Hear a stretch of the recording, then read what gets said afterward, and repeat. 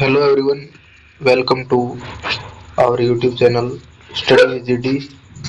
आज हम तथास्तु बैच के अंदर रणथंभ और चौहान वंश व इस वंश के प्रतापी शासकों के बारे में जानने वाले हैं। तो इसके अंदर एक ही शासक हमीर को दिया गया है। आप किसी दूसरी बुक से आप इस टॉपिक को या जो भी गाइड बुक है उससे पढ़ें। रणथंभ और चौहान वंश आपके अगर है तो एक दो जो 4th ग्रेड में ऐतिहासिक घटनाएं लगती है वो इसके अंदर एक तो दे रखी है, लेकिन आप इसका अध्ययन कर सकते हैं दूसरी बुक से। तो आपके पास जो भी गाइड है उससे आप अध्ययन करें इसका। तो इसके अंदर दिया गया है सबसे पहले थोड़ा सा इंट्रोडक्शन में रणथंभ और चौहान वंश में कि रणथंभ और चौहान वंश का संस्थापक गोविंदराज 1194 ईस्वी पृथ्वीराज तृतीय का पुत्र था। उसके उत्तराधिकारी वाल्हण प्रहलाद नारायण थे। वीर नारायण का संग्रहशील तुतमिश से हुआ, इसमें उसकी मृत्यु हो गई। उसके उत्तराधिकारी वाघ भट्ट ने भी दिल्ली से भेजे गए तुर्क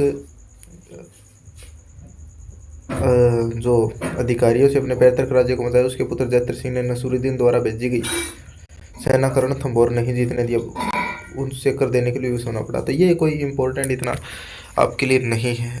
तो इसके बाद में आता है हमीर। रणथंभ और के चौहान वंश का संस्थापक गोविंदराज था। ये इम्पोर्टेंट है आपके लिए। जो फैक्ट आपके लिए इम्पोर्टेंट है उसको हम हाईलाइट करते हुए चलेंगे।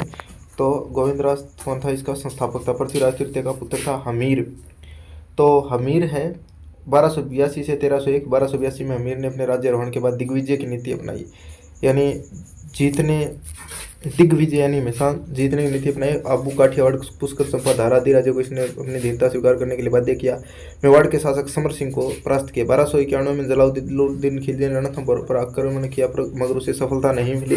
1291 में हमीर द्वारा मंगोल विद्रोही मोहम्मद शाह व कहबरू को शरण देने से दिल्ली का सुल्तान अलाउद्दीन खिलजी हमीर से नाराज हो गया और इसी कारण 1299 में खिलजी के आक्रमण का सामना करना पड़ा, मगर तुर्क सेना को उसने पराजित कर दिया। 1321 में अलाउद्दीन स्वयं सेना लेकर आया और उसे युद्ध में सफलता नहीं मिली तो छल कपट का सहारा ले लिया। अलाउद्दीन ने अमीर के सेनानायक रणमल और रतिपाल को किला देने का लालच देकर अपनी ओर मिला लिया। इस विश्वासघात के कारण किले पर तुर्कों का अधिकार हो गया। हमीर लड़ता हुआ मारा गया और किले में हमीर की पत्नी रंग देवी के नेतृत्व में महिलाओं ने जोहर कर लिया। हमीर वीर उदार एवं शरणागत की रक्षा करने वाला शासक था।